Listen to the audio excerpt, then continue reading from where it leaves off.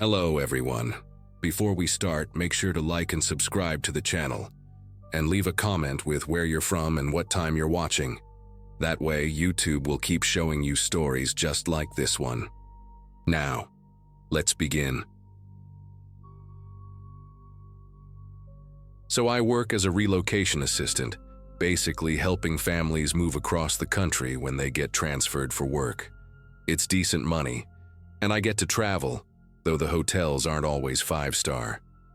Last October, I was in Phoenix helping the Morrison family settle into their new place after his company moved him from Detroit. The whole process usually takes about a week, finding schools for the kids, getting utilities sorted, that kind of thing.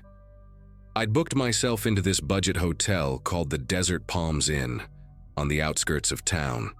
Nothing fancy, but it was clean enough and close to where the family was staying temporarily. The first night went fine.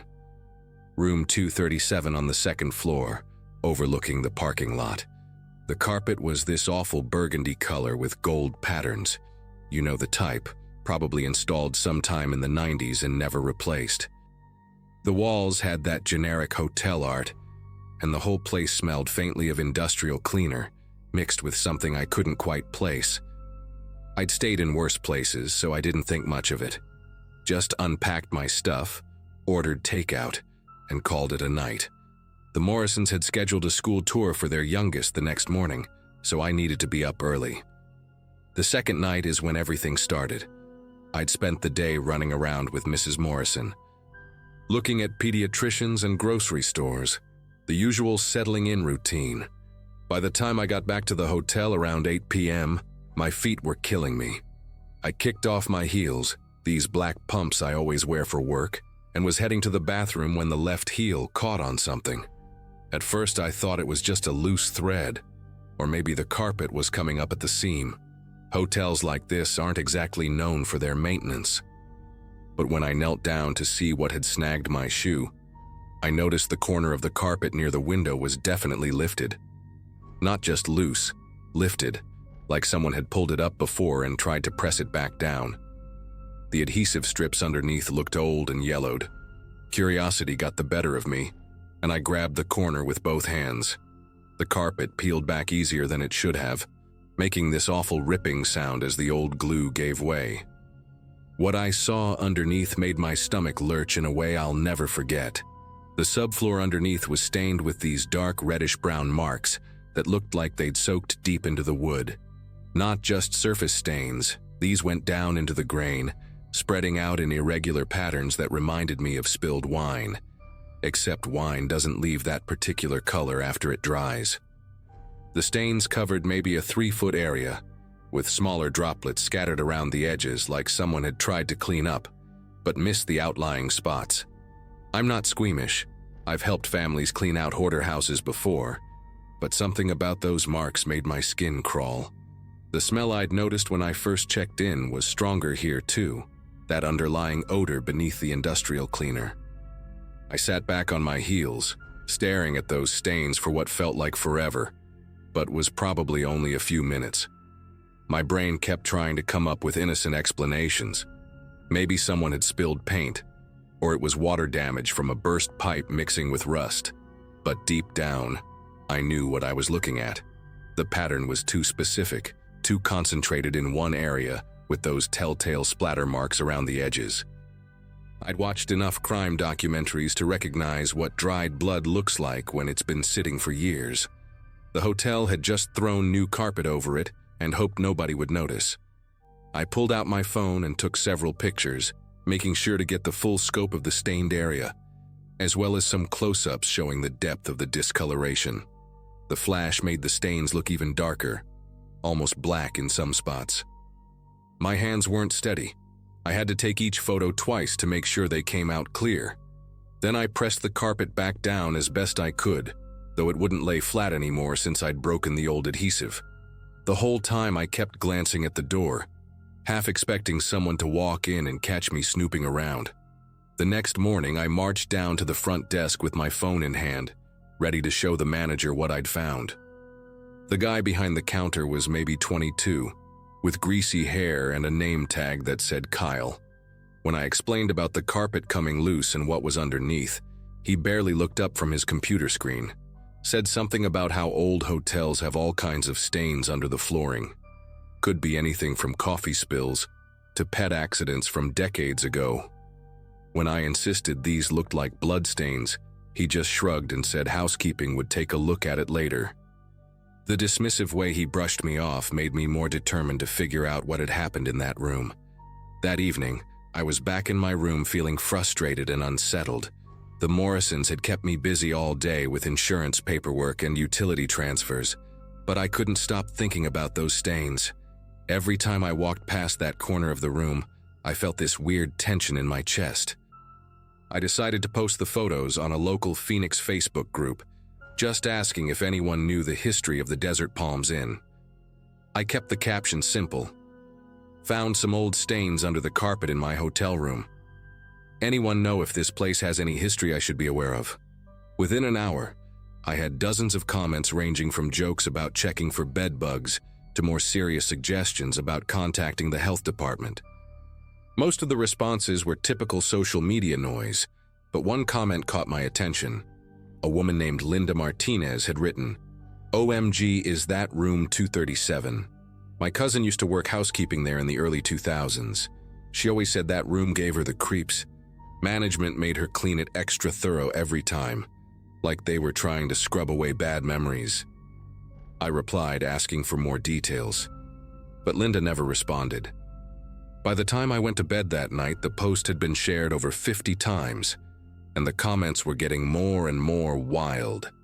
People were throwing around theories about everything from mob hits to domestic violence gone wrong. The next morning, I woke up to my phone buzzing with a call from an unknown local number. The voice on the other end was professional but serious. Detective Amanda Hayes from the Phoenix Police Department. She asked if I was the person who'd posted photos of stains in room 237 at the Desert Palms Inn.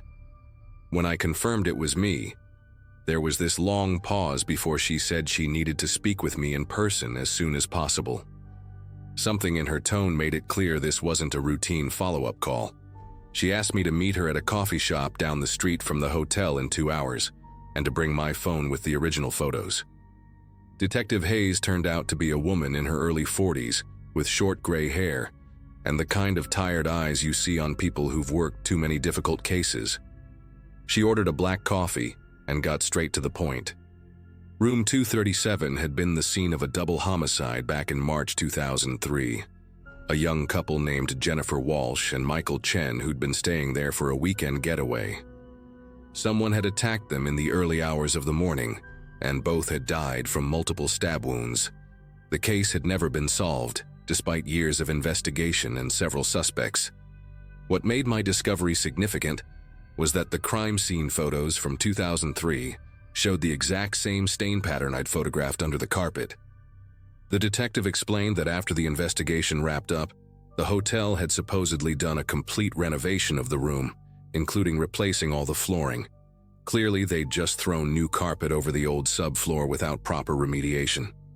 She showed me some of the original crime scene photos on her tablet. The similarities were undeniable.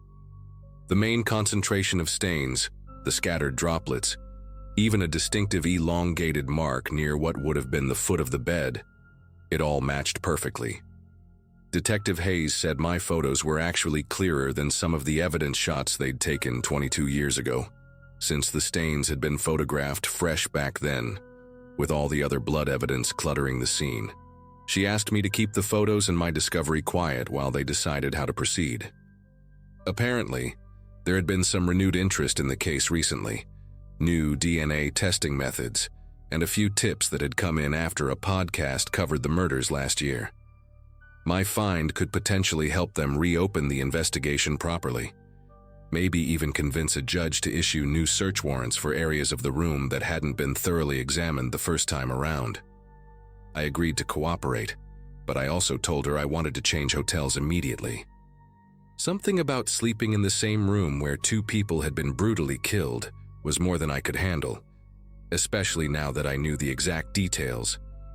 The problem started that same evening after I'd moved to a Holiday Inn across town. I was helping Mrs. Morrison organize her kitchen when I got the first message on Facebook. No profile picture. Obviously fake name.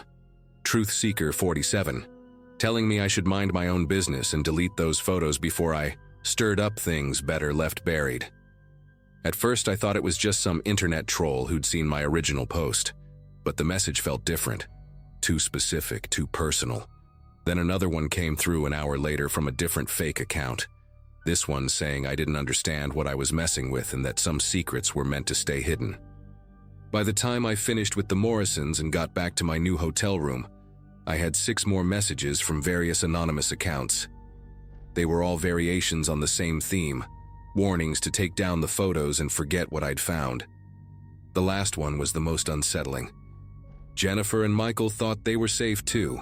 Phoenix has a long memory and some people don't like being reminded of old mistakes. I screenshot every message and forwarded them to Detective Hayes immediately. She called me back within 20 minutes, her voice tighter than it had been during our coffee meeting. She said she was putting a patrol car in the hotel parking lot for the next few nights and that I should call 911 if I received any more threats. The investigation was definitely being reopened, and someone was clearly not happy about it.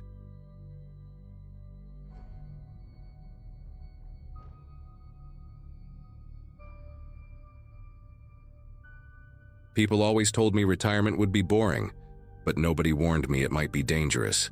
At 62, after 30 years with the Dallas PD, I thought the most excitement I'd face would be deciding between cable channels. That changed during a miserable February, when I ended up at the Lone Star Motor Lodge in some forgotten corner of East Texas, recovering from knee replacement surgery that went sideways.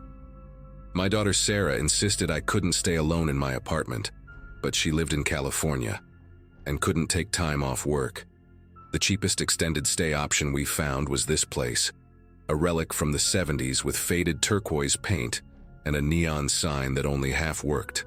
The owner, a gruff man named Pete, gave me a monthly rate that wouldn't completely drain my pension. What I didn't expect was how quickly the place would remind me why I'd spent 3 decades solving puzzles other people wanted to ignore.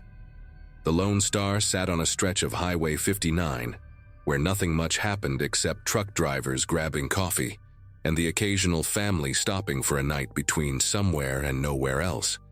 My room was on the 2nd floor, overlooking the parking lot and a diner that served breakfast until noon. The place had maybe 20 units, half of them empty most of the time. The carpet was that industrial brown that hides stains, and the air conditioning unit sounded like it was dying a slow death. But it was clean enough, and Pete kept the place secure with cameras in the parking lot and decent locks on the doors. After the first week, I'd settled into a routine: physical therapy exercises in the morning, reading mystery novels in the afternoon, and watching the evening news while eating takeout from the diner. The pain medication made everything feel slightly surreal, like I was watching my life happen to someone else. The housekeeper was a small woman named Elena, who couldn't have been more than 25, with dark hair always pulled back in a tight bun, and these enormous brown eyes that seemed to take in everything. She had a soft Mexican accent, and a way of moving through the hallways like she was trying not to disturb the air itself. Elena cleaned my room every other day, always knocking softly and waiting for permission before entering.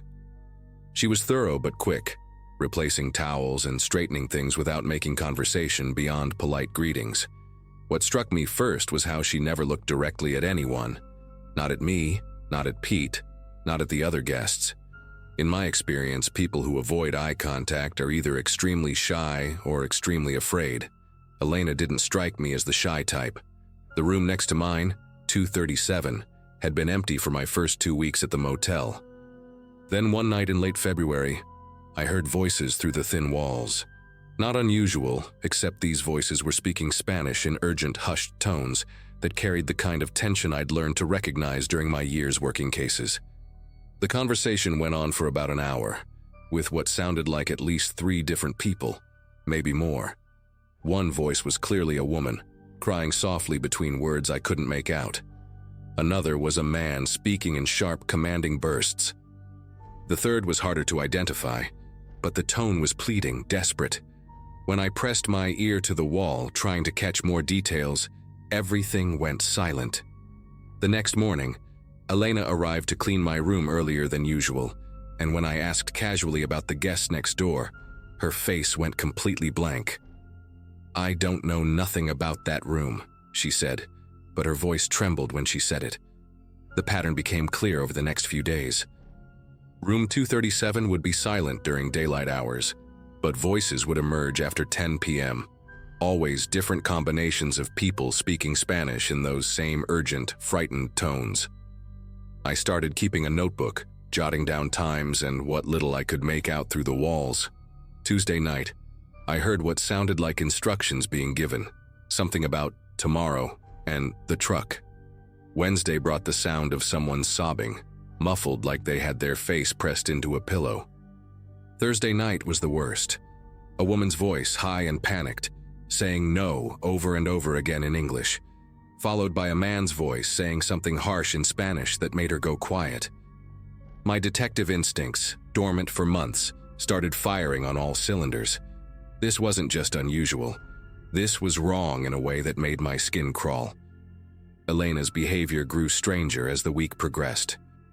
She started cleaning my room at odd hours, sometimes as early as 7 in the morning or as late as 6 in the evening.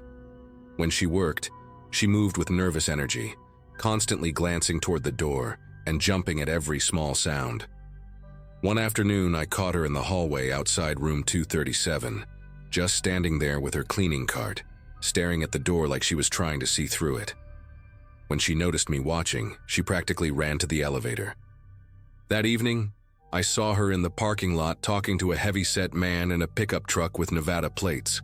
Their conversation was heated, with Elena shaking her head repeatedly while the man pointed toward the second floor.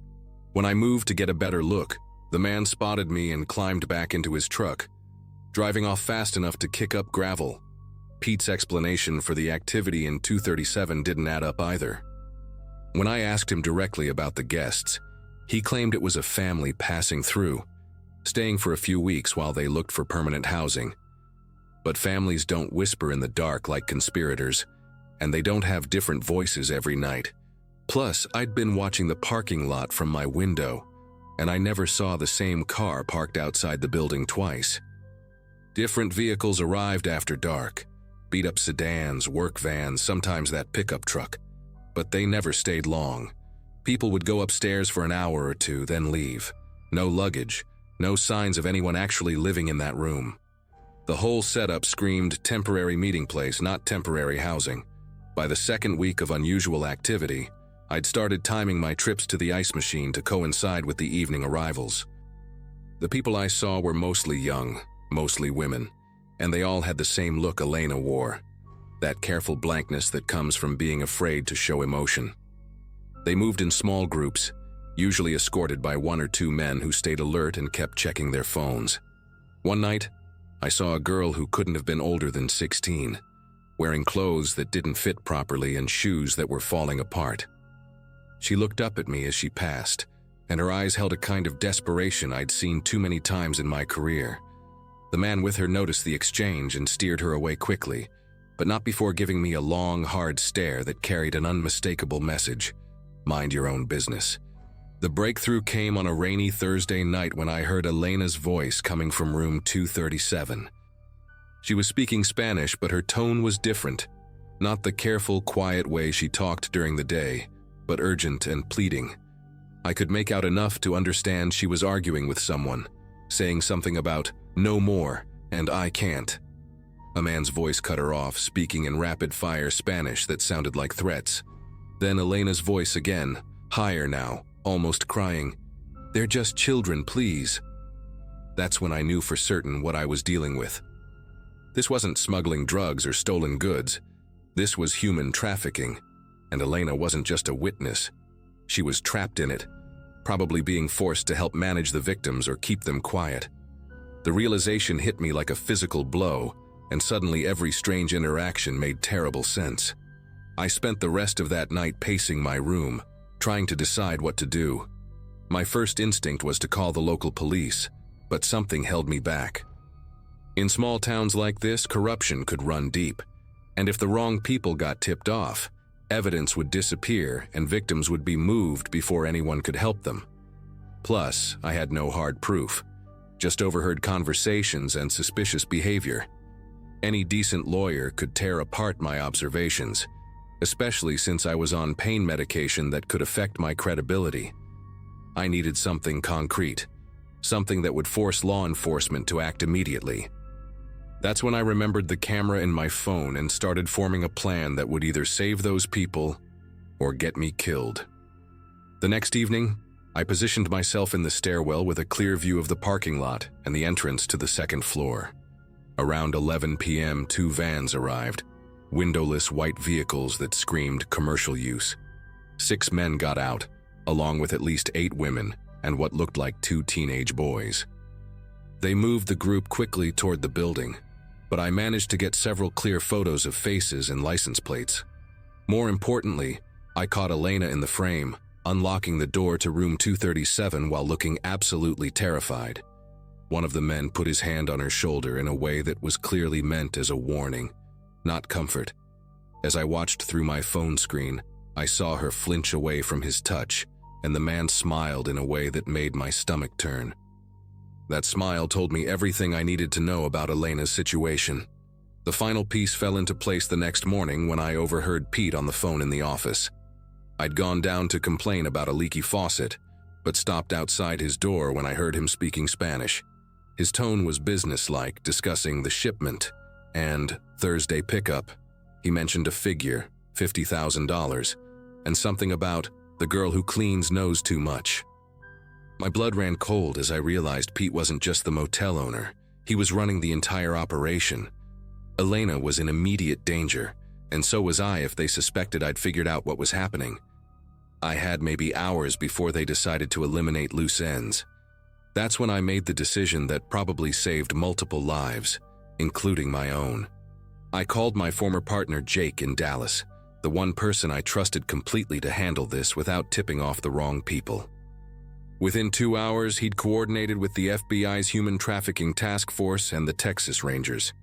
I sent him all my photos and recordings, along with detailed notes about the timing of arrivals and departures. The plan was simple. I'd act normal while they positioned teams around the motel. The next scheduled pickup was Thursday night, just 2 days away. Jake told me to stay in my room and let the professionals handle it, but I couldn't abandon Elena. She was the key to everything. And if Pete suspected she'd talked, she'd disappear long before any rescue operation could save her. Wednesday afternoon, I found Elena cleaning the laundry room alone. I approached carefully, speaking in the calm voice I'd used with frightened witnesses for 3 decades.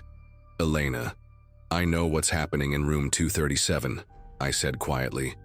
"I'm a retired police officer, and help is coming tomorrow night, but you need to stay safe until then." Her eyes went wide with terror, and she started shaking her head frantically. No, you don't understand," she whispered. "They kill people who talk. They killed the last girl who tried to help someone escape." That's when she told me the full truth. She wasn't just being forced to help. She was being held as collateral for her younger sister, who was somewhere in the trafficking network. If Elena didn't cooperate, her sister would be killed. Thursday night arrived with a thunderstorm that provided perfect cover for the operation. I watched from my window as unmarked vehicles positioned themselves around the motel. At 10:47 p.m., the white vans arrived right on schedule. This time, there were more victims, at least 12 people, including several who looked like teenagers.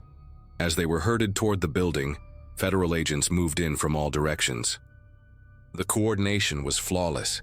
They surrounded the vehicles before anyone could escape and secured the building within minutes. I saw Pete being led away in handcuffs, still protesting his innocence even as they read him his rights. The traffickers tried to run, but there was nowhere to go. Elena collapsed in the parking lot when she realized it was over, sobbing with relief as a female agent wrapped a blanket around her shoulders. The investigation revealed that the Lone Star Motor Lodge had been a way station in a trafficking route that stretched from Mexico to major cities across the southern United States. Over 40 victims were rescued that night, and in follow-up operations at other locations. Elena's sister was found alive in Houston and reunited with her family. Pete had been running the operation for 3 years, taking advantage of the motel's location on a major highway and his connections with corrupt officials in 2 counties. The prosecutions that followed sent 15 people to federal prison, including Pete, who got life without parole. Elena testified as a protected witness and was granted asylum, later going to nursing school with help from a victim services organization. As for me, I finally understood why I'd ended up at that particular motel at that particular time. Sometimes retirement doesn't mean stepping away from the job. Sometimes it means the job finds you when people need you most.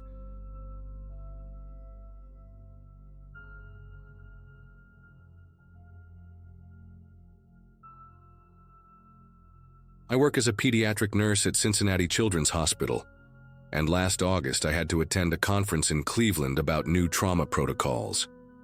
Being 35 and perpetually single, I've gotten pretty comfortable traveling alone for work stuff. The hospital booked me at one of those mid-tier chain hotels downtown. Nothing fancy, but clean and reasonably priced. You know the type. Beige carpets, generic artwork, and that weird smell that's part industrial cleaner and part something you can't quite identify. I'd stayed in dozens of places just like it over the years. The room was on the 4th floor, corner unit, which I actually liked because it felt more private. I remember thinking how quiet it was compared to my usual spots near the airport. The conference was intense. 3 straight days of lectures about pediatric emergency procedures, so I was looking forward to just crashing in my room each night with room service and Netflix. The first night, Wednesday, I noticed the bathroom vent making this weird rattling sound whenever the air conditioning kicked on. It wasn't loud enough to be truly annoying, just this irregular metallic vibration that would start and stop. I figured it was loose screws or maybe the vent cover wasn't secured properly. These older hotels always have something slightly broken, right? I was exhausted from traveling and the first day of presentations, so I just turned up the TV volume and tried to ignore it. But lying in bed that night, I kept hearing it, this intermittent rattling that seemed to have no pattern. Sometimes it would go for 30 seconds, sometimes just a quick shake. I even got up once around midnight to peer at the vent, but it looked normal from where I was standing. Just a standard white metal grate with those horizontal slats. Nothing seemed obviously wrong with it. Thursday morning, I mentioned it to housekeeping when they came to clean the room. The woman, I think her name was Carmen, was really apologetic and said maintenance would take a look.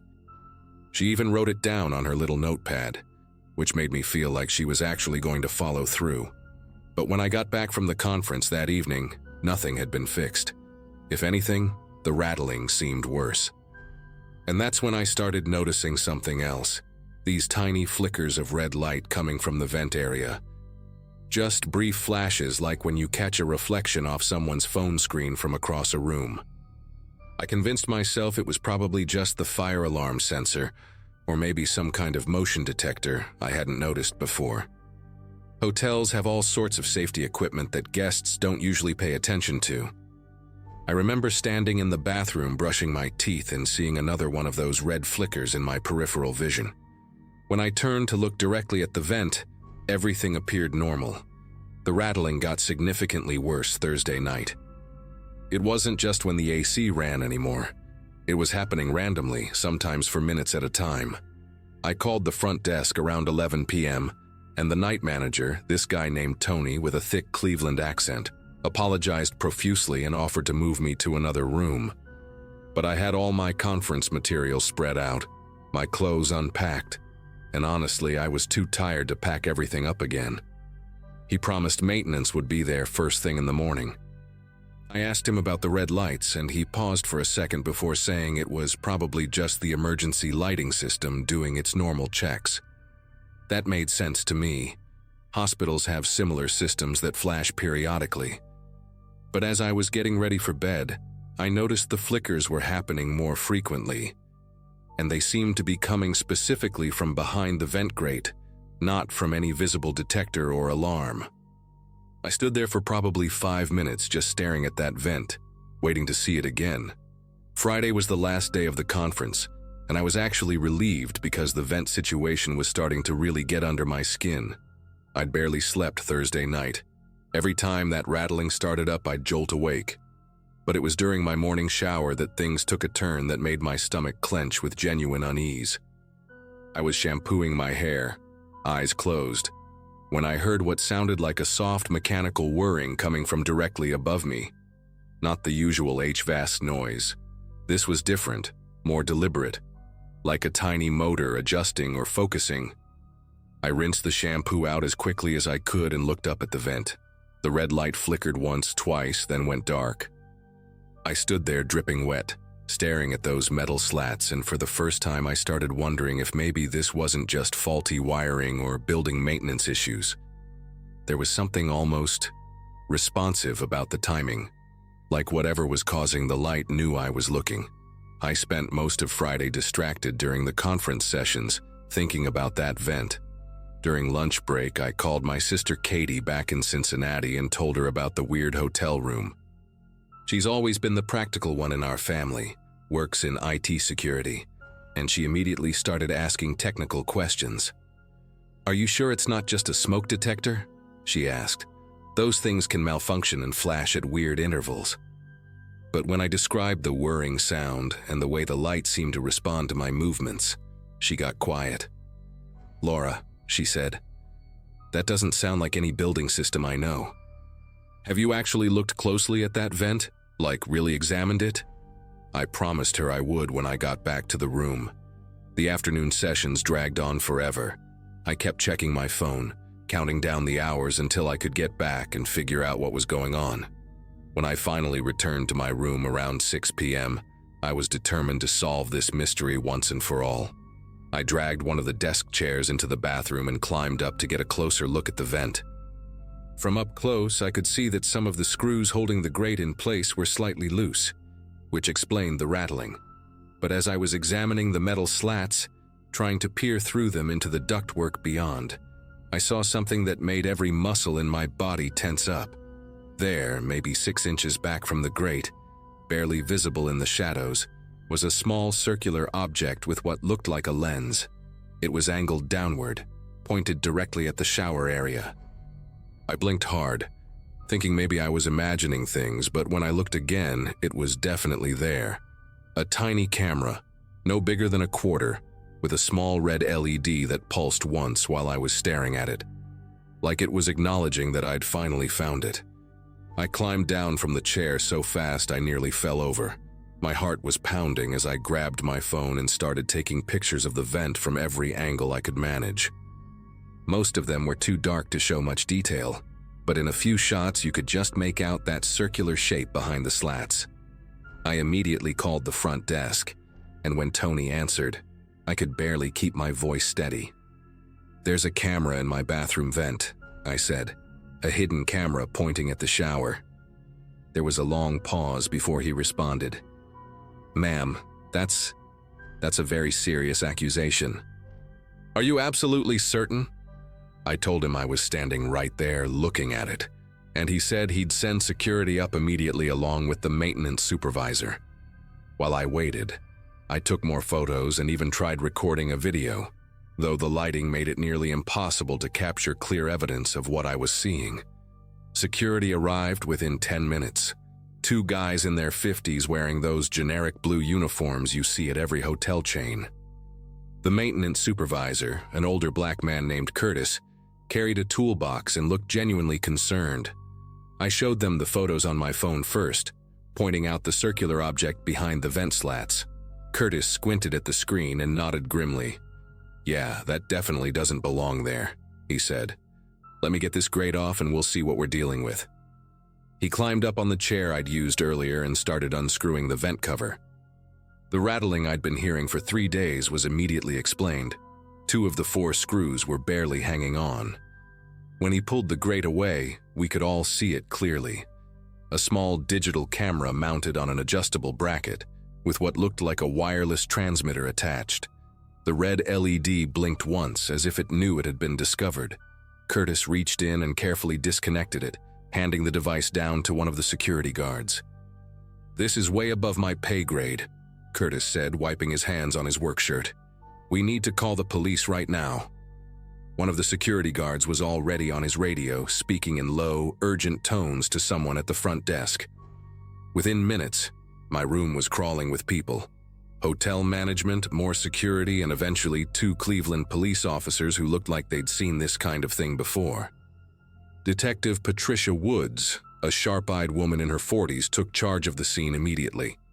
She photographed everything, bagged the camera as evidence, and started asking detailed questions about when I'd first noticed the problems. "How long have you been staying here?" she asked. When I told her this was my 3rd night, she exchanged a meaningful look with her partner. "You're not the first person to report this," she said quietly. "We've had 3 other complaints about this hotel in the past 8 months. Detective Woods asked Curtis to show them exactly how someone would access the space behind that vent. He led us out of my room and down the hallway to a supply closet that I'd walked past dozens of times without thinking twice about it.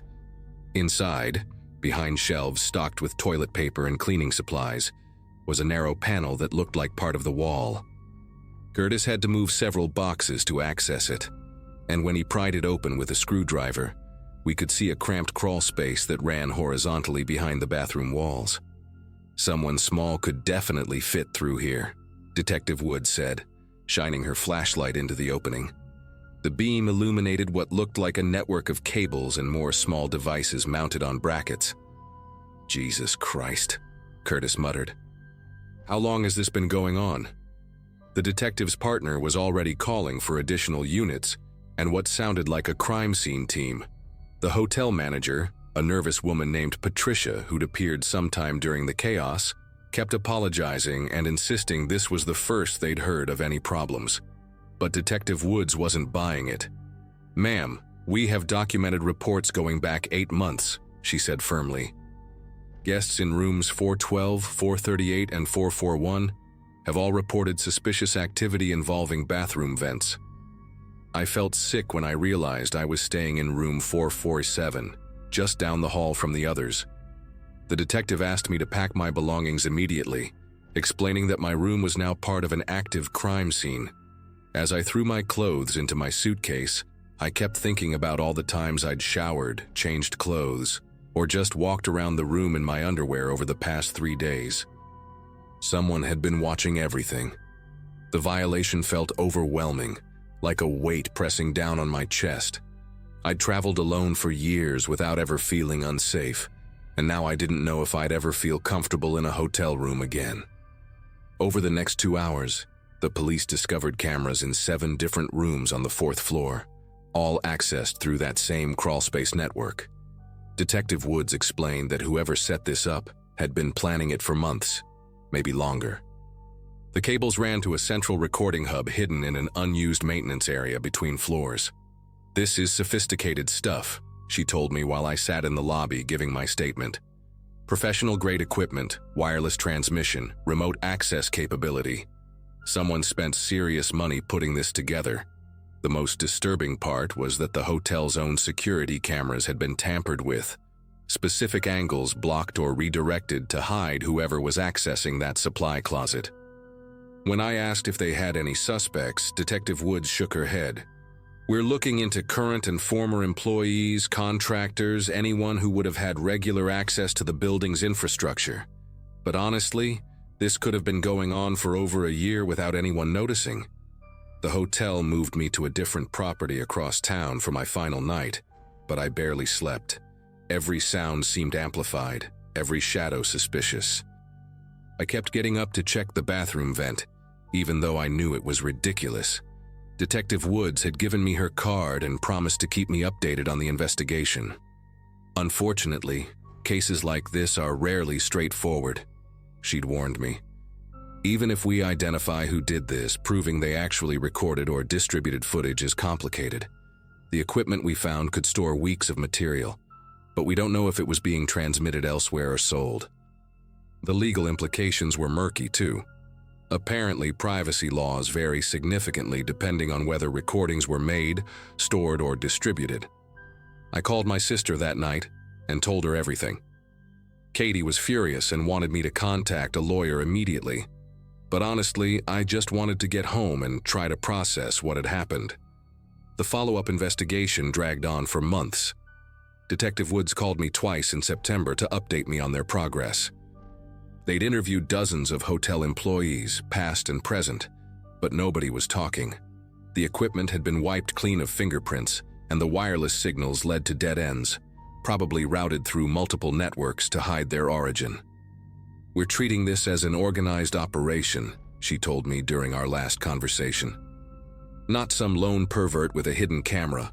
The level of planning and technical expertise suggests multiple people were involved."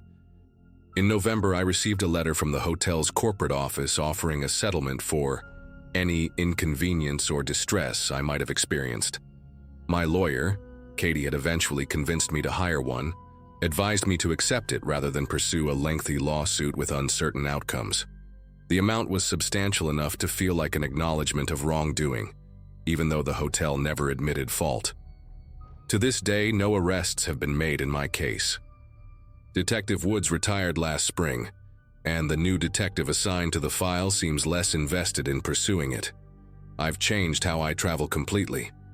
I always request rooms on the second floor now, and I do a thorough inspection of every bathroom vent, smoke detector, and electrical outlet before unpacking. I carry a small flashlight specifically for checking dark corners and crevices. Most of my colleagues think I'm paranoid, but I don't care. The violation of discovering someone had been watching me shower, sleep, and move around that room still hits me at unexpected moments. Sometimes I wonder how many other hotels have similar setups. How many other travelers have experienced that same creepy feeling I dismissed for 2 nights as just faulty equipment? The Cleveland Police Department still has an open case file somewhere, but I'm not holding my breath for closure. At least I know I'm not crazy, and that the rattling vent was trying to tell me something important all along.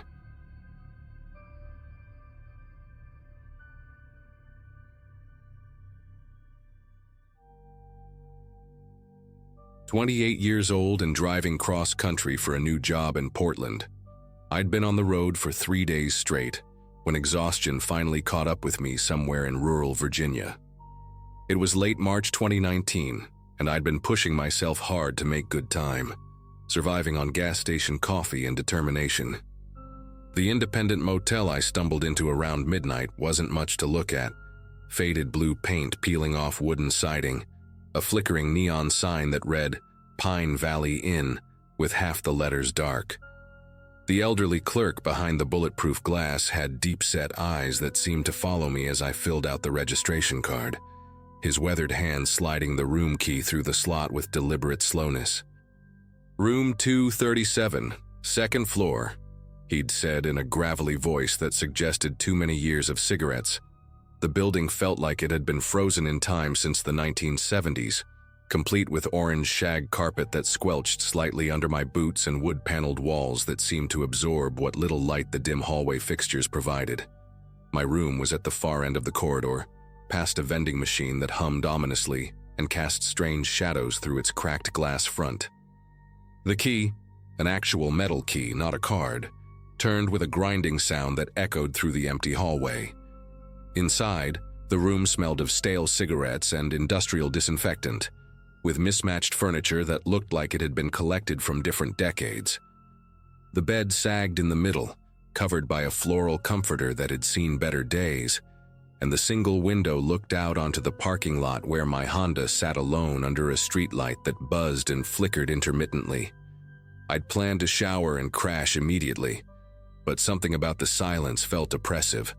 Not the comfortable quiet of an empty building, but the kind of silence that makes you strain your ears, waiting for sounds that shouldn't be there. The walls were thin enough that I could hear every car passing on the interstate about a quarter-mile away, their headlights occasionally sweeping across my window as they took the curve near the motel. I tried the television, but only 2 channels came in clearly, a late-night infomercial and static-filled local news. The showerhead sputtered rusty water for the first few seconds before running clear, and the bathroom mirror had a crack running diagonally across it that split my reflection into 2 misaligned pieces. By the time I finally settled into bed around 1:30 a.m., I was regretting not pushing through to the next town. Sleep came fitfully, interrupted by the occasional rumble of a truck engine or the distant sound of a train horn. The mattress springs creaked with every movement, and the heating unit under the window cycled on and off, with mechanical groans that seemed louder in the darkness. I'd drift off for what felt like minutes before some small sound would pull me back to consciousness, the building settling, pipes clicking in the walls, or the wind rattling the loose window frame. Around 2:45 a.m., I was lying there staring at the ceiling, counting the water stains and trying to make shapes out of them like clouds, when I heard footsteps in the hallway. Slow, deliberate steps that paused every few feet, as if someone was stopping to listen at each door. The footsteps were accompanied by a faint metallic sound, like keys jingling softly or maybe a door handle being tested. The footsteps stopped directly outside my door. I held my breath, every muscle in my body tensing as I listened to what sounded like someone very gently trying the door handle. The metal gave the faintest squeak as it turned, just barely, as if whoever was out there was testing whether it would give way. My heart started hammering against my ribs as I realized I couldn't remember if I'd used the deadbolt or just the regular lock. The handle turned again, more deliberately this time, and I heard the soft click of the mechanism engaging, followed by what sounded like someone pushing very lightly against the door itself. Thank God I'd thrown the security chain, a flimsy thing that probably wouldn't stop a determined person, but at least it was something. The pushing stopped, and for several long seconds there was complete silence, as if whoever was out there was deciding what to do next. Then came the sound that made my skin crawl, a soft scratching at the door, like fingernails dragging across the painted wood. It started near the handle and moved upward, deliberate and slow, stopping just above where the peephole would be. I wanted to look through that little circle of glass, but something primal in my brain screamed that it would be a mistake. Instead, I lay perfectly still, barely breathing, as the scratching continued for what felt like an eternity, but was probably only 30 seconds. When it finally stopped, I heard those same measured footsteps moving away from my door, continuing down the hallway toward the other rooms. The footsteps paused again, at what I guessed was the next door down, and I heard the same gentle testing of a handle, followed by that awful scratching sound. Unable to stand it anymore, I slipped out of bed as quietly as possible and crept toward the window, hoping to catch a glimpse of whoever was out there when they eventually left the building. The parking lot was empty except for my car and an old pickup truck I hadn't noticed before, rusted white with Mississippi plates and what looked like camping gear in the back. The streetlight continued its erratic flickering, casting everything in intermittent pools of yellow light and deep shadow. I pressed my face to the glass, trying to see the motel's entrance, but the angle was wrong. All I could do was listen as those footsteps methodically worked their way down the hall, testing each door in turn. Some doors received only a brief handle check while others got the full treatment. The turning, the pushing, and that horrible scratching sound that seemed to go on forever. By 3:30 a.m., the hallway had fallen silent again, but I couldn't bring myself to go back to bed. I sat in the room's single chair, positioned so I could see both the door and the window, and waited for dawn. Every small sound made me jump. The ice machine kicking on at the end of the hall, a car door slamming somewhere in the distance, even the digital clock's display changing with its soft electronic beep. Around 4 a.m., I heard what sounded like a door opening and closing somewhere in the building, followed by the distant sound of an engine starting up. Looking out the window, I saw the white pickup truck pulling out of the parking lot, its headlights sweeping across the building before disappearing onto the access road. The driver kept the interior light off, so I couldn't make out any details, but something about the way the truck moved, slowly, almost reluctantly, suggested the person behind the wheel was in no hurry to leave. When the sun finally started creeping over the horizon around 6 a.m., I felt like I'd been holding my breath for hours. The normal sounds of morning began filtering in, birds chirping, distant traffic picking up on the interstate, and somewhere in the building, the rumble of old pipes as someone turned on a shower. I managed to doze fitfully for about an hour before giving up entirely and deciding to check out early. My nerves were shot, and the thought of spending another night in this place made my stomach churn. I packed quickly, shoving everything into my duffel bag without bothering to fold anything properly. The hallway looked different in daylight, smaller somehow, and shabbier than I'd remembered. The orange carpet was even more garish in the morning light, stained with decades of spills and foot traffic, and I could see that several of the room doors had deep scratches around the handles, as if they'd been forced open multiple times over the years. The same elderly clerk was still behind the desk when I went to check out, though he looked like he hadn't moved from that spot all night. His eyes were bloodshot, and there was a coffee cup next to his elbow that had a film on top suggesting it had been sitting there for hours. When I mentioned hearing someone in the hallway during the night, his expression didn't change at all, just stared at me with those deep-set eyes like I was speaking a foreign language. "Shouldn't have been nobody on your floor," he said finally, his voice even more gravelly than it had been the night before. "You was the only guest up there. Got a businessman in 104 and a trucker in 115, but second floor was empty except for you." He said it with such certainty that I almost doubted what I'd experienced, but I knew what I'd heard. I pressed him for more information, explaining about the footsteps and the door handle testing, but he just shrugged and said old buildings make strange noises. "Could have been the wind," he suggested, though there hadn't been any wind that I could remember. "Or maybe pipes settling, happens all the time." But something in his eyes told me he knew more than he was letting on. When I asked about the white pickup truck, his face went completely blank, and he suddenly became very interested in shuffling through some papers on his desk. "Don't know nothing about no pickup truck," he muttered, not looking up. "We get all kinds of vehicles through here." I paid my bill, cash only of course, and headed for the door, eager to put some distance between myself and the Pine Valley Inn. But as I was loading my bag into the Honda, I heard raised voices coming from around the side of the building. Curiosity got the better of me, and I walked toward the sound, staying close to the building's wall. What I saw made my legs go weak.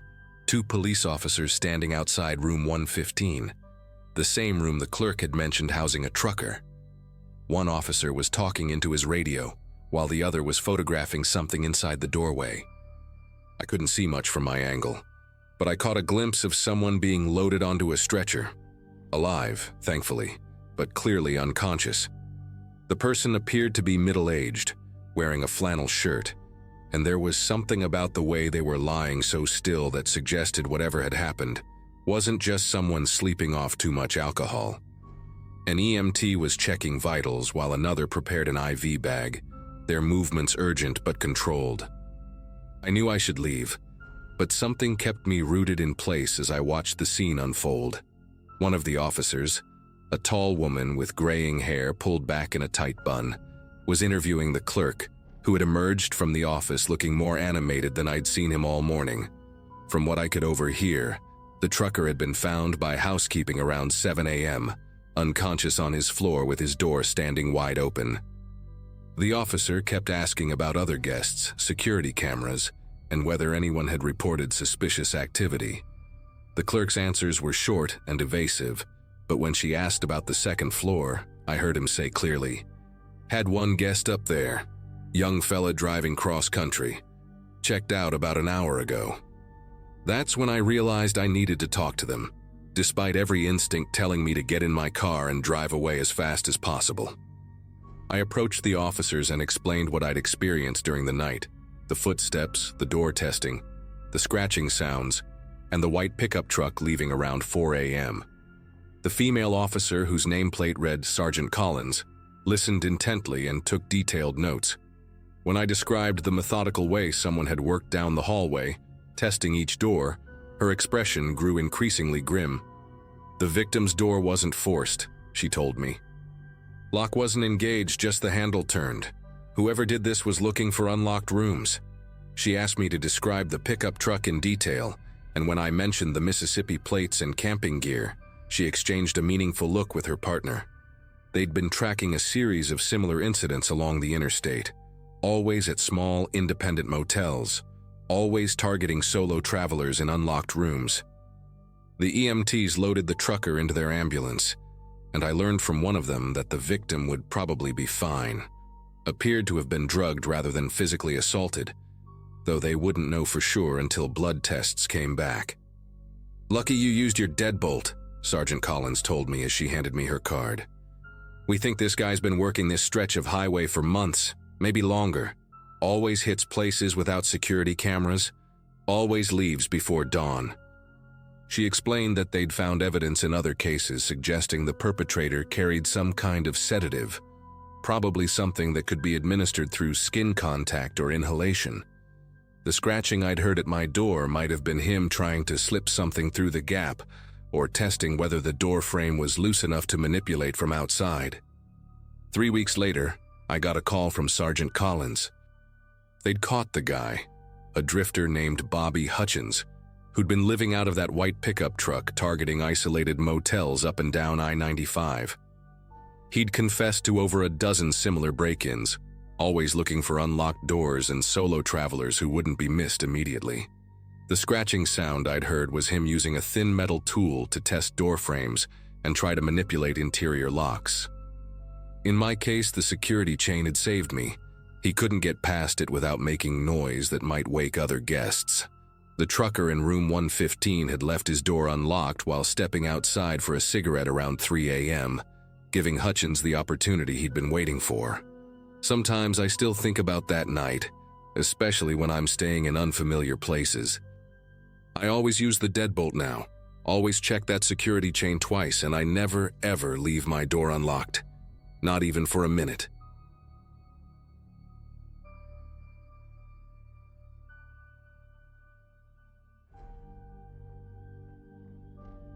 You know how some places just give you the creeps? The Grand Meridian Hotel in downtown Chicago was one of those places. But after working the night shift there for 3 years, I thought I'd seen everything. Turns out I was dead wrong. What happened with room 712 still haunts me, and I need to tell someone about it because keeping this to myself is driving me insane. The whole nightmare started in February 2021, right in the middle of one of those brutal Chicago winters, where the wind howls through the streets like something alive and angry. I was 26 then, fresh out of college with a hospitality degree that wasn't getting me anywhere fast. The Grand Meridian wasn't exactly the Ritz, but it was decent enough. 12 floors of faded elegance trying to compete with the shinier places downtown. Most nights were pretty routine. Drunk businessmen stumbling through the lobby, the occasional domestic dispute, maybe a noise complaint here and there. But room 7112 was different from the start, and I should have paid attention to the pattern sooner. The first complaint came on a Monday night around 2 a.m. Mrs. Henderson from 714 called down to the front desk, her voice shaky and irritated. She was this elderly woman who'd been staying with us for a week while her apartment got fumigated. Real particular about everything. The type who'd complain if her towels weren't folded exactly right. But that night she sounded genuinely disturbed. "There's some kind of argument happening next door," she whispered into the phone like she was afraid someone might hear her. "A man and woman screaming at each other, and I can hear it through the vents. The woman sounds terrified." I pulled up our system and saw that room 712 was occupied by a businessman named Thomas Wright, checked in alone for a 3-day conference. No mention of any companion. I told Mrs. Henderson I'd send security up to check it out, and dispatched Jimmy, our night security guard who'd been working there since the hotel opened. Jimmy came back 20 minutes later looking confused as hell. He knocked on 712, got no answer, used his master key to peek inside. Room was empty, bed unslept in, no signs of any disturbance. Thomas Wright was nowhere to be found, but his luggage was still there, wallet on the nightstand, laptop plugged in and charging. Jimmy checked with the front cameras and confirmed that Wright had entered the hotel around 6 p.m. but never left. The weirdest part was that Jimmy said he could hear muffled voices coming from somewhere in the walls while he was in the room, but he couldn't pinpoint where they were coming from. When he pressed his ear to the air vent, the sound stopped completely. We logged the incident and figured maybe Wright had stepped out for a smoke or something and would turn up eventually. Mrs. Henderson called back an hour later saying the arguing had stopped, so we all assumed whatever it was had resolved itself. But Wright never came back to his room that night. The second incident happened exactly 1 week later. Different guest in 714, a young couple from Denver named the Johnsons who were in town for their anniversary. Around 3 a.m. they both called down in a panic, talking over each other about hearing domestic violence coming from 712. The husband, David, was pissed off and demanded we call the police because he swore he heard a woman crying and begging someone to stop hitting her. His wife kept saying she heard furniture being thrown around and glass breaking. Room 712 was supposed to be empty that night according to our records, but I sent Jimmy up anyway just to be thorough. Same exact scenario as before. Room completely empty, no signs of disturbance, everything neat and tidy. But Jimmy mentioned something that made my skin crawl. He said when he stood in the center of the room, he could swear he heard faint sobbing coming from inside the walls, like someone was trapped in the ventilation system. The pattern became impossible to ignore after that. Every single week, whoever stayed in 714 would call down with the exact same complaint. Violent arguments, crying, sounds of someone getting hurt, all coming from room 712.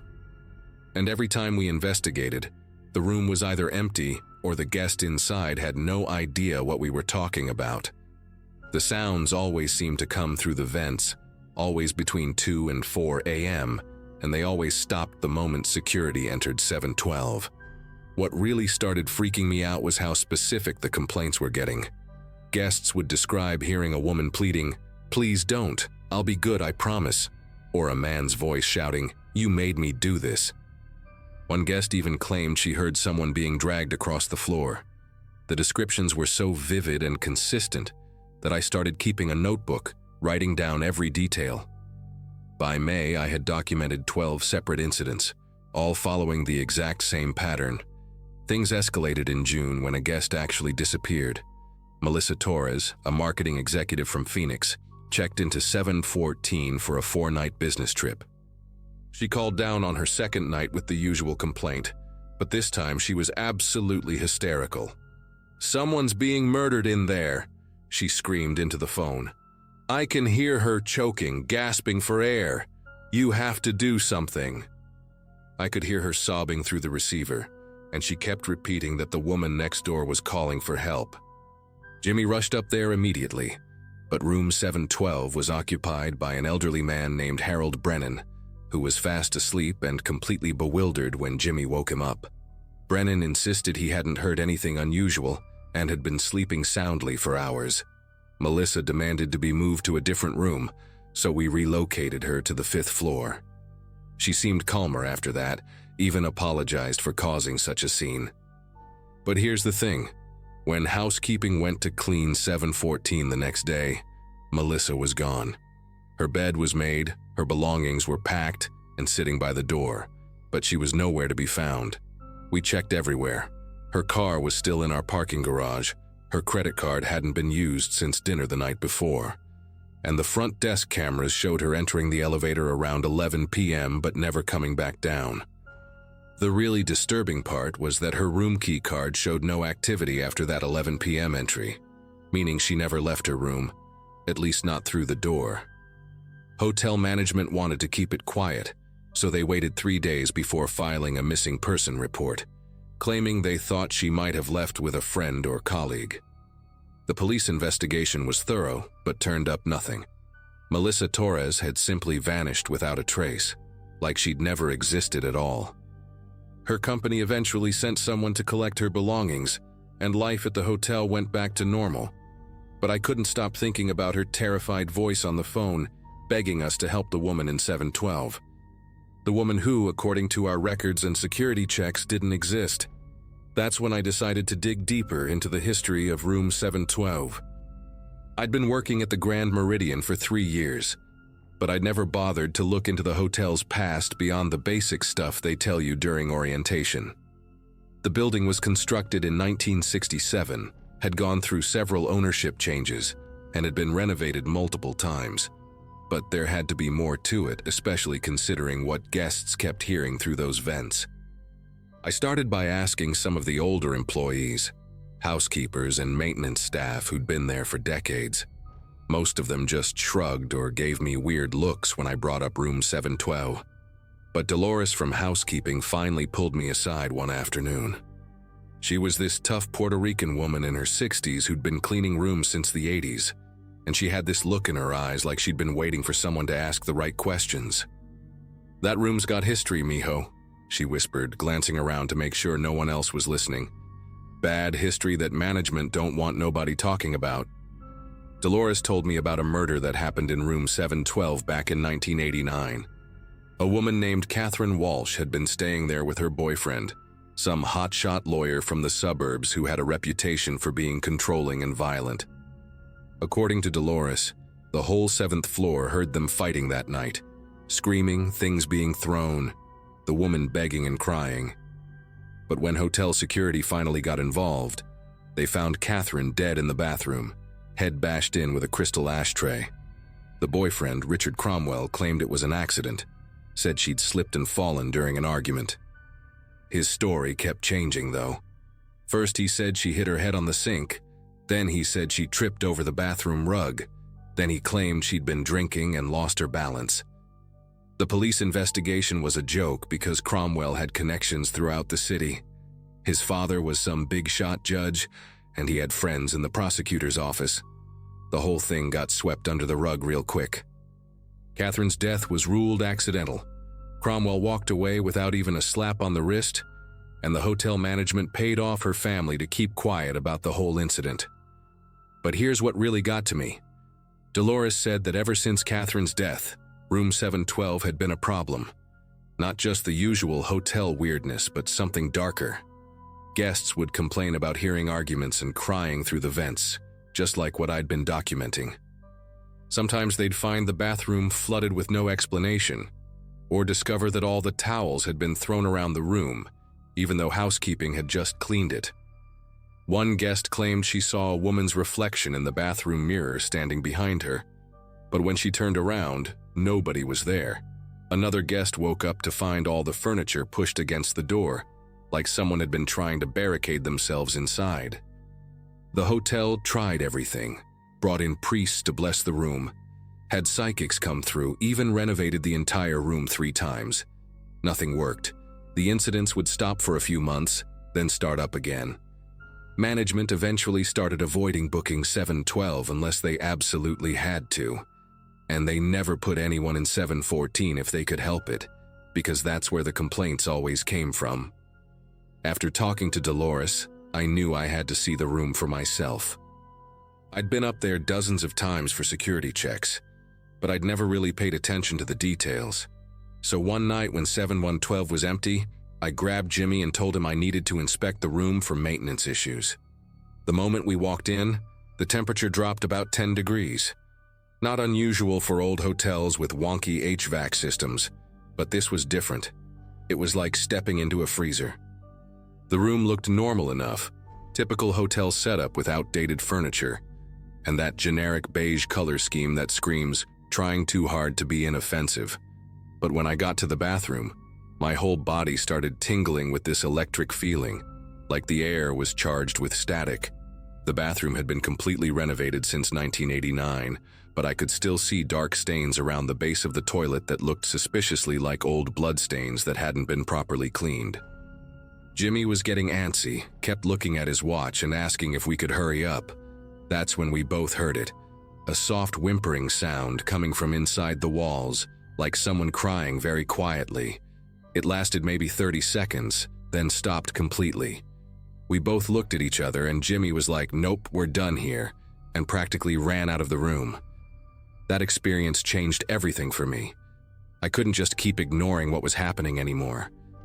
I started researching Catherine Walsh online, digging through old newspaper archives and police reports that I found through a friend who worked at the Chicago Tribune. The more I learned about her, the angrier I got. Catherine was only 24 when she died, a kindergarten teacher who'd moved to Chicago to start fresh after a bad breakup. She met Richard Cromwell at a charity event, and according to her friends, he seemed charming at first, successful, well-connected, the kind of guy who could show her a good life. But the relationship turned toxic fast. Her sister gave an interview years later saying that Catherine had called her the week before she died, terrified, and wanting to leave Cromwell but afraid of what he might do. She'd tried to break up with him twice before, and both times he'd threatened to ruin her career and her family. The night she died, witnesses in the hotel lobby saw them arguing in the elevator, Cromwell gripping her arm so tight it left bruises. The coroner's report mentioned defensive wounds on her hands and arms, but somehow that detail got overlooked during the investigation. Catherine Walsh died afraid and alone, and the man who killed her never faced justice. I made a decision that probably sounds crazy, but I felt like I owed it to Catherine. I started talking to room 712 when I was alone in there, telling her story out loud, acknowledging what had happened to her. I know how that sounds, but I swear the room felt different when I did it, warmer, less oppressive. I also did something that could have gotten me fired. I started warning guests who were assigned to 7-14. Not directly, because that would have raised red flags with management, but I'd find subtle ways to suggest they might be more comfortable on a different floor. Maybe mention that the 7th floor could be noisy due to HVAC issues. Most people didn't care, but a few took the hint and requested room changes. The complaints from 714 dropped significantly after that, and the few times we did get calls, I made sure to respond quickly and take the guests seriously. I also convinced Jimmy to do more thorough checks of 712, not just quick peeks but actual searches to make sure no one was hiding in there or using it for illegal activities. We never found anything, but I think our increased presence helped somehow. The whole situation finally came to a head in August when Richard Cromwell showed up at the hotel. I recognized him immediately from the old newspaper photos. Older now, graying hair, expensive suit, but still had that smug look like he thought he was untouchable. He wanted to book room 712 specifically, said he had sentimental reasons for staying there. The request made my skin crawl, but I couldn't exactly refuse without explaining why. So I put him in 7-12, but I also made sure to position myself where I could monitor the situation closely. That night around 2 a.m. the fire alarm went off on the 7th floor. When we got up there, smoke was pouring out from under the door of 712. The sprinkler system had activated, and the whole hallway reeked of something burning.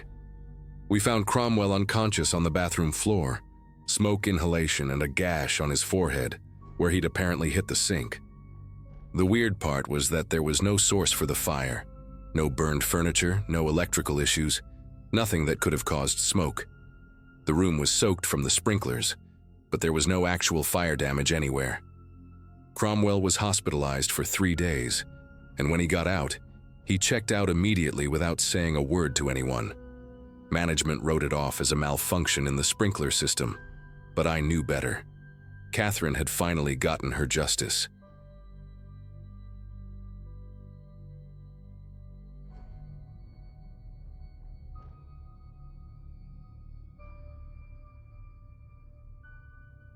So I've been debating whether to post this for months now, but what happened to me and my girlfriend Emily at the Riverside Inn last September still haunts me.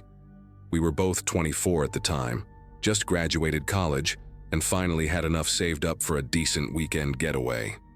I was working at a tech startup downtown, pulling those typical 60-hour weeks, and Emily was teaching 3rd grade at an elementary school across town. We'd been together for 3 years, and honestly, we desperately needed this break. The stress of our new jobs was wearing us down, and we figured a quiet weekend at this supposedly charming historic hotel would be perfect. The place had great reviews online, talking about its old-world charm and peaceful atmosphere. We booked room 237 on the 2nd floor, specifically requesting something away from the elevators and main hallways because we wanted complete silence. When we arrived that Friday afternoon in late September, the autumn leaves were just starting to turn, and the hotel looked exactly like the photos. This beautiful old brick building with ivy crawling up the walls and tall windows that seemed to watch you as you walked up to the entrance. The check-in process was normal enough, though I remember the desk clerk, this middle-aged guy named Warren with thick glasses and a nervous way of speaking, seemed oddly insistent about our room assignment. When I mentioned we'd specifically requested a quiet room, he kept repeating that 237 was perfect for us, that we'd love the view and the tranquility. He handed over the old-fashioned brass keys with this weird emphasis, like he was relieved to be getting rid of them. Emily and I just shrugged it off. Hotel staff can be eccentric, especially at these older places. The lobby had this musty smell that old buildings get, mixed with furniture polish and something else I couldn't quite identify. There were maybe a dozen other guests scattered around, reading newspapers or chatting quietly, but the place had this strange quality where even normal conversation seemed muffled. We grabbed our bags and headed up the narrow staircase, the old wooden steps creaking under our feet in this rhythmic pattern that would later become sickeningly familiar. Room 237 was at the end of a long hallway, lined with faded floral wallpaper and dim sconce lighting that cast strange shadows between the door frames. The key turned easily in the old lock, and we stepped into what seemed like a perfectly normal hotel room. Queen bed with a burgundy comforter, heavy curtains blocking most of the natural light, and that generic hotel furniture that looks like it hasn't been updated since the 90s. Emily immediately went to open the curtains while I dropped our bags near the dresser. The room had 2 windows facing east toward what the clerk had called the garden view, though all I could see were overgrown bushes and the parking lot beyond. What struck me immediately was how quiet it was, not the peaceful kind of quiet we'd hoped for, but this oppressive silence that made you want to whisper. Even when Emily was moving around unpacking, her footsteps seemed muted, like the room was absorbing sound. We didn't think much of it at first, just chalked it up to good insulation in an old building. We spent the evening exploring the nearby downtown area, had dinner at this little Italian place, and came back around 10 p.m. ready to crash and enjoy our first full day tomorrow. The first night, we both slept like rocks. Emily had brought some melatonin because she's always been a light sleeper, and I was exhausted from the work week anyway. We woke up Saturday morning feeling refreshed and ready to explore. We had breakfast at the hotel's restaurant, nothing fancy but decent enough, and spent the day hiking at a nearby state park. Emily loves photography, so she was constantly stopping to take pictures of the fall foliage and old stone walls along the trails. I remember thinking how perfect everything was going, how we'd finally found a place where we could truly disconnect from all the stress back home. The day was crisp and clear, one of those perfect autumn days where the air smells like leaves and wood smoke. We even talked about maybe coming back to this area for a longer vacation sometime. When we returned to the hotel that evening around 8 p.m., we were tired but happy, planning to grab some room service and watch a movie before bed. Warren was still at the front desk, and he asked us how our day went with that same nervous energy, nodding a bit too enthusiastically when we said we'd had a great time.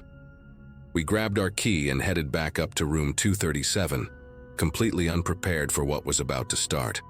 It started around 11:30 p.m. that Saturday night. We'd ordered room service, just some sandwiches and fries, and were halfway through a Netflix movie when the first bang came from the wall behind our headboard. It was loud, like someone had taken a sledgehammer to the other side of the wall. Emily and I both jumped, and she immediately grabbed the remote to pause the movie. We sat there in complete silence, waiting to see if it would happen again. About 30 seconds later, another bang just as loud, followed by what sounded like something heavy being dragged across the floor. Then silence again.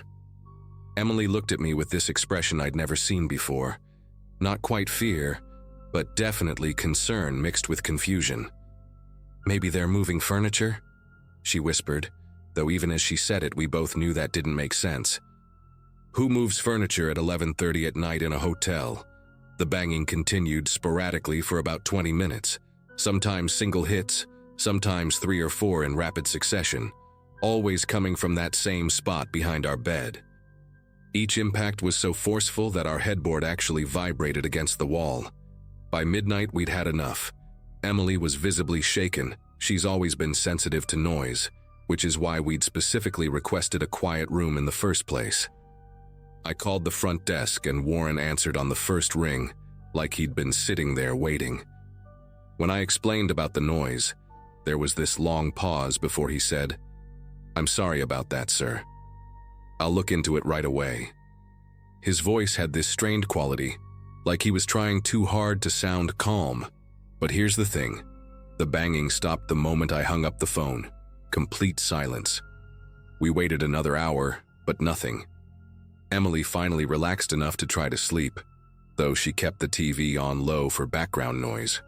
I stayed awake much longer, listening, but the rest of the night was peaceful. The next morning, we both convinced ourselves it had been a one-time thing. Maybe maintenance work that had run late. We didn't even mention it when we saw Warren at breakfast. He seemed back to his normal nervous self, asking about our plans for the day with that same forced enthusiasm.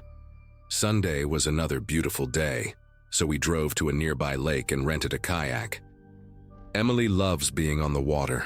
It's one of her favorite ways to decompress, and we spent hours just paddling around, talking about everything except the previous night's disturbance. The lake was surrounded by these gorgeous hills covered in red and gold maples, and Emily took probably 50 photos. We had lunch at this little diner in town where the waitress knew everyone's name and the pie was homemade. For a few hours, I forgot all about the banging and just enjoyed being with Emily in this peaceful setting. We even talked about maybe extending our stay an extra day, since we both had Monday off anyway. But as the sun started to set and we headed back to the hotel, I noticed Emily getting quieter, more tense. She kept checking her phone and adjusting the radio volume, like she was trying to avoid thinking about something. When we pulled into the hotel parking lot around 7 p.m., she actually hesitated before getting out of the car. "Maybe we should just drive home tonight," she said quietly. But we'd already paid for 2 nights, and honestly, I was hoping the previous night had been a fluke. The banging started even earlier on Sunday night, around 10:15 p.m., just as we were getting ready for bed. This time it was different, more aggressive, more persistent. Instead of sporadic hits, it was a steady rhythm. Bang, bang, bang, pause, then 3 more hits. It went on for 10 minutes straight without stopping. Emily was sitting on the edge of the bed, completely rigid, her eyes wide and fixed on the wall. "This isn't normal," she kept saying. "This isn't normal." The sound was so intense that the pictures on our wall were actually shifting, and I could see dust falling from the ceiling where it met the wall. I grabbed my phone and called the front desk again, but this time it rang and rang with no answer. Meanwhile, the banging continued, now accompanied by what sounded like scratching or scraping against the wall surface. Emily started crying, not sobbing, just these quiet tears running down her face while she stared at that wall like she expected something to break through it. I'd never seen her so terrified, and that scared me more than the noise itself. When I finally got through to the front desk after about 15 minutes, a different voice answered, a woman who sounded much older than Warren. I explained the situation, trying to keep my voice steady while the banging continued in the background.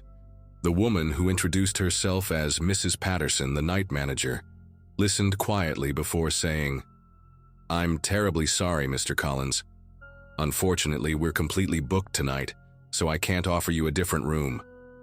I could hear Emily whimpering behind me as another series of impacts shook our headboard. "Look," I said, my patience wearing thin, "this is completely unacceptable. We paid for a quiet room, and whatever's happening next door needs to stop right now." Mrs. Patterson's response chilled me. "I understand your frustration, sir, but I'm afraid there's nothing I can do about the adjacent room tonight. Perhaps things will be quieter tomorrow." The way she said adjacent room was strange, like she was being deliberately vague. I demanded to speak to whoever was in charge of the room next door, but she insisted that wasn't possible. The banging suddenly stopped mid-conversation, and in the silence that followed, I could hear Mrs. Patterson breathing heavily on the other end of the line. "I'll make a note in your file," she said finally, and hung up before I could respond. Emily and I spent the rest of the night in the lobby. We grabbed our pillows and a blanket, and camped out on one of those big leather couches near the fireplace. The night security guard, an elderly man named Frank, didn't seem surprised to see us there. He just nodded when I explained about the noise and said, "Sometimes the old building settles funny at night." But there was something in his eyes, a knowing look that suggested he'd seen this before. Emily curled up against me, but she barely slept. Every time the old building made even the smallest sound, a pipe creaking, the elevator humming, she'd tense up. I dozed fitfully, waking up every hour or so to check on her. Around 4 a.m., Frank brought us some coffee and sat with us for a while. He was chatty, telling us stories about the hotel's history, how it used to be a boarding house in the 1920s, then a family residence, before being converted to a hotel in the 1980s.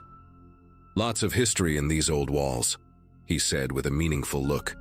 When I asked him directly about noise complaints, he just shrugged and said, "Some rooms are quieter than others." By morning, we were exhausted, cranky, and ready to demand answers. Warren was back at the front desk Monday morning, and he looked like he hadn't slept either. His glasses were crooked, his hair was disheveled, and he kept glancing toward the staircase like he expected something to come down it. When we approached the desk, he immediately started apologizing before we even said anything. "I'm so sorry about last night," he said, wringing his hands. "I tried to reach the guest in 235, but there was no answer." Emily and I exchanged glances. 235 was the room next to ours. "We want to change rooms," I said firmly. "Today. Right now." Warren's face went pale, and he started typing frantically on his computer. After several minutes, he looked up with this defeated expression and said, "I'm afraid we're still completely booked. There's a big conference in town, and every hotel in the area is full." I didn't buy it for a second. The hotel parking lot was maybe half full, and we'd barely seen a dozen other guests during our entire stay. "Then we want to speak to your manager," Emily said, her voice shaking with anger and exhaustion. Warren promised to have someone call us within the hour, and we went to get breakfast, determined not to spend another night in room 237. But here's where things got really weird. Around noon, I decided to do some investigating on my own. Emily was taking a nap in the lobby. She was completely drained from the sleepless night, so I quietly went back up to the second floor. I walked slowly down the hallway to room 237, then continued past it to where room 235 should be. But there was no room 235. The hallway just ended at our room, with a blank wall where the next door should have been. I stood there for a full minute, trying to make sense of what I was seeing. The room numbers went 233, 237, then nothing. I walked back down the hallway, counting doors and checking numbers twice. There was definitely no room 235, and yet the banging had clearly come from that direction. I even pressed my ear to the wall where the room should be, but heard nothing. No sounds of occupancy, no furniture, no footsteps. Just silence. The wallpaper was slightly different there too, newer looking, like it had been recently replaced. I took photos with my phone, though I wasn't sure what they would prove. When I got back to the lobby, Emily was awake and talking to Mrs. Patterson, who had apparently come in early to address our complaint. Mrs. Patterson was a thin woman in her 60s with steel gray hair pulled back in a tight bun, and these sharp blue eyes that seemed to see right through you. She was apologizing profusely to Emily, explaining that they would do everything possible to make our stay comfortable. When I approached, she turned to me with this practiced smile and said, "Mr. Collins, I understand you've been having some issues with noise from the adjacent room. I want to assure you that we take these complaints very seriously." I immediately told her about my discovery upstairs, that there was no room 235, that the hallway just ended at a blank wall. Her smile faltered for just a moment, but she quickly recovered. "Oh, that's an odd mistake in our system," she said, her voice carefully controlled. "Let me check our records." She disappeared into the back office for about 10 minutes while Emily and I waited, both of us getting more anxious by the minute. When she returned, she was carrying a clipboard and wearing that same forced smile. "I've spoken with maintenance," she announced. and they've confirmed that the adjacent space is currently sealed off for asbestos removal. It's been empty for several months now. The words hit me like a physical blow. Emily grabbed my arm so hard I could feel her nails through my shirt. "What do you mean, empty?" I asked, though I already knew I didn't want to hear the answer. Mrs. Patterson's composure finally cracked a little, and I could see sweat beading on her forehead despite the lobby's cool temperature. "The space next to your room is under renovation," she said slowly, like she was choosing each word carefully. "There's been no one in there since last spring. The room was damaged in a small fire, and we're waiting for environmental clearance before we can begin repairs." Emily was staring at her with this look of complete horror, and I felt like the floor was tilting under my feet. "So you're telling us," I said, my voice barely above a whisper, "that all that banging, all that noise for 2 nights was coming from an empty, sealed room?" Mrs. Patterson just nodded, her eyes not quite meeting ours. "Sometimes old buildings make strange sounds," she said weakly. "Pipes settling, you know. But we all knew that wasn't what this was. The banging had been too deliberate, too rhythmic, too purposeful." Emily started recording on her phone right there in the lobby. "I want this on record," she said, her voice shaking but determined. "We're not crazy, and we're not making this up. Something was in that room, and you know it." Mrs. Patterson looked genuinely panicked now, glancing around the lobby to see if other guests were listening. "Please, let's discuss this privately," she said, gesturing toward the back office. But Emily wasn't having it. "No," she said firmly. "We're checking out right now and we want a full refund. And we want answers about what's really happening in this place." I pulled out my own phone and started recording too, capturing Mrs. Patterson's increasingly frantic attempts to downplay the situation. She kept insisting it was just old building noises, that the renovation area was completely secure, that there was no way anything could be making deliberate sounds. But her story kept changing. First it was asbestos removal, then fire damage, then general renovations. Finally, Warren appeared from behind the front desk, looking like he might be sick. "Just give them the refund," he said quietly to Mrs. Patterson. "Please. Just let them go." We packed our bags in record time and got out of there within an hour. As we were loading the car, Frank the security guard approached us. He looked around nervously, then leaned in close and said, "You folks weren't the first to complain about that room. Won't be the last either." When I asked him what he meant, he just shook his head and walked away. We drove home in mostly silence, both of us trying to process what had happened. Emily kept checking her phone, reviewing the audio recordings she'd made of our conversation with Mrs. Patterson. When we got home, she immediately started researching the hotel online, looking for other reviews that mentioned strange noises or disturbances. What she found was disturbing. At least a dozen reviews over the past 2 years mentioning unexplained banging, scratching, and other sounds, almost all from guests who had stayed in room 237. The hotel's responses to these reviews were always the same: apologetic but vague, blaming old building sounds or nearby construction. We never did get a satisfactory explanation for what happened to us that weekend. The hotel issued us a full refund within a week, but they never followed up or provided any real answers about the sealed room or the source of the disturbances. Emily and I are still together, but we've never been able to forget those 2 nights. Sometimes when we're lying in bed at night and the house is completely quiet, we'll hear a small sound, a pipe settling, the refrigerator cycling on, and we'll both tense up, remembering that rhythm of deliberate banging that came from a room that didn't exist.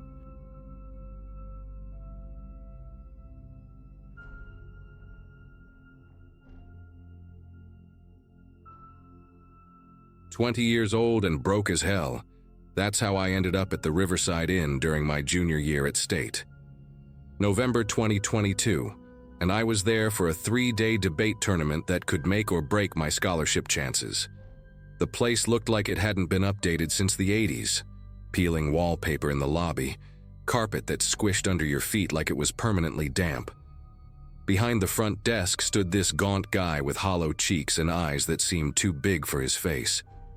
His name tag read Norman, and he had this nervous habit of tapping his pen against the counter in rapid bursts of 3. When I asked about the Wi-Fi password, he just stared at me for a solid 10 seconds before scribbling it on a scrap of paper. His handwriting looked like chicken scratches, and I had to squint to make out Riverside 123. The whole interaction felt off-kilter, like he was operating on a different frequency than the rest of us. Room 237 was at the end of a long, narrow hallway that seemed to stretch forever under the dim overhead lighting. The carpet here was a different color than downstairs, a sickly green that reminded me of hospital scrubs. As I walked, I noticed several doors had out-of-order signs taped to them, and one had what looked like water damage stains creeping down from the ceiling. The air conditioning unit hummed loudly, but it wasn't actually cool, just this stale, recycled air that tasted metallic on my tongue. When I finally reached my room, the key card took 4 tries to work, and the door itself stuck like the frame was warped. Inside wasn't much better. A queen bed with a comforter that had seen better decades, a small desk bolted to the wall, and a bathroom barely big enough to turn around in. The worst part was the smell. Not exactly mold, not exactly decay, but something organic and wrong that seemed to seep from the walls themselves. I opened the single window, hoping for fresh air, but it only opened about 3 inches, and the screen was torn. Outside, I could see the parking lot, and beyond that, a stretch of abandoned buildings that used to be a shopping center. The tournament materials were scattered across my bed. Case files, research notes, argument outlines I'd been perfecting for months. Everything I'd worked toward was riding on the next 3 days, so I tried to focus on prep work instead of the creeping unease that had settled in my chest. The desk lamp cast this harsh white light that made everything look washed out and sickly. Around 11 p.m. I was deep into reviewing my rebuttals when I heard it for the first time. A voice, muffled but distinct, coming from the wall behind the headboard. At first I thought maybe it was the TV from the room next door, but as I listened closer, I realized it was someone speaking in a low, urgent whisper. The words were hard to make out through the thin walls, but the tone was unmistakable. Fear, desperation, like someone pleading. I pressed my ear against the cool paint and held my breath, straining to hear. The voice seemed to be coming from room 238, right next to mine, and whoever was speaking sounded like they were in serious trouble.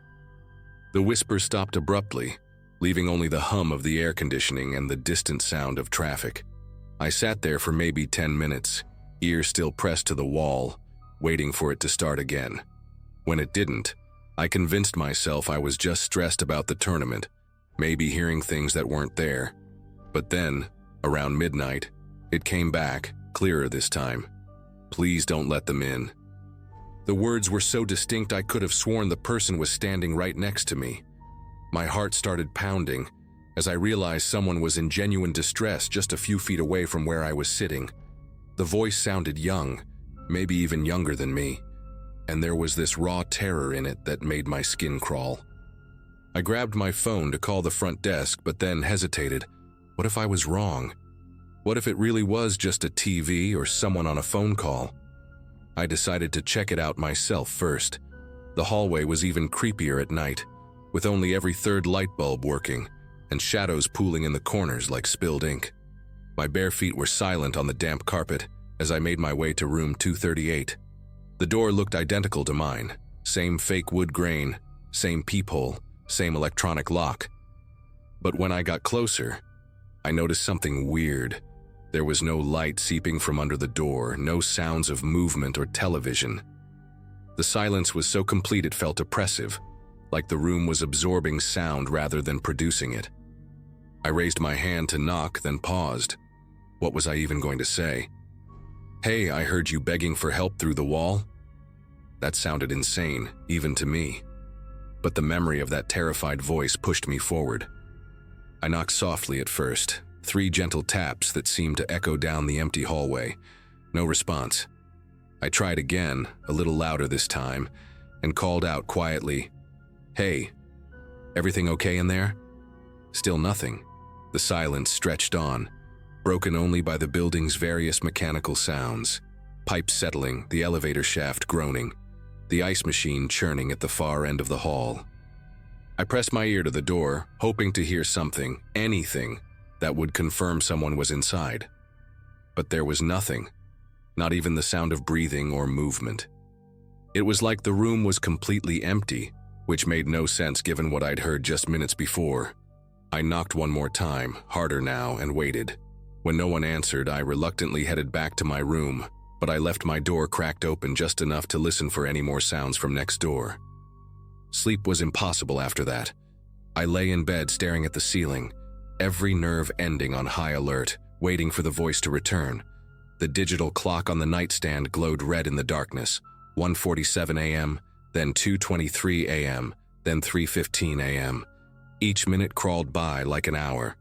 Around 3:30 I heard footsteps in the hallway, slow and deliberate, stopping right outside my door. I held my breath, wondering if whoever was out there could see the thin strip of light under my door. The footsteps lingered for what felt like forever, then continued down the hall. I waited another 10 minutes before creeping to the peephole, but the hallway was empty again. The whole building seemed to be holding its breath, like it was waiting for something terrible to happen. Even the air conditioning had gone quiet, leaving only the sound of my own rapid heartbeat echoing in my ears. At 4:17 a.m., the voice came back, and this time it was different, more urgent, more desperate. "Please don't let them in. They're trying to get in. Please, someone help me." The words were so clear it was like the person was speaking directly into my ear.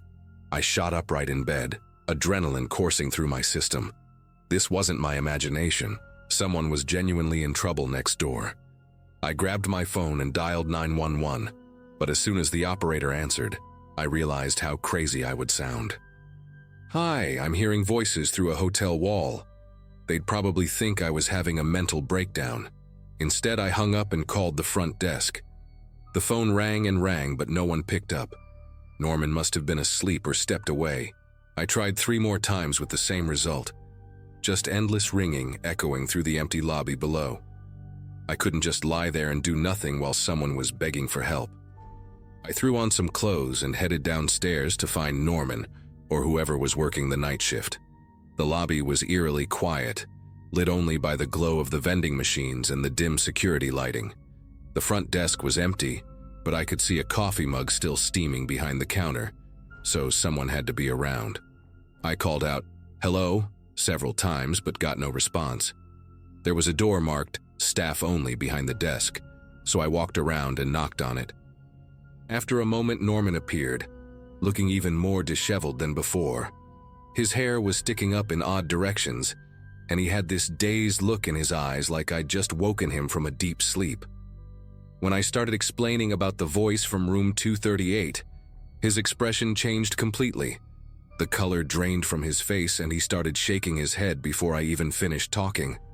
"No, no, no," he kept muttering, backing away from me like I was contagious. "Room 238 is locked. Has been for months. Water damage from the pipe burst last winter." He was wringing his hands now and I could see sweat beading on his forehead despite the lobby being freezing cold.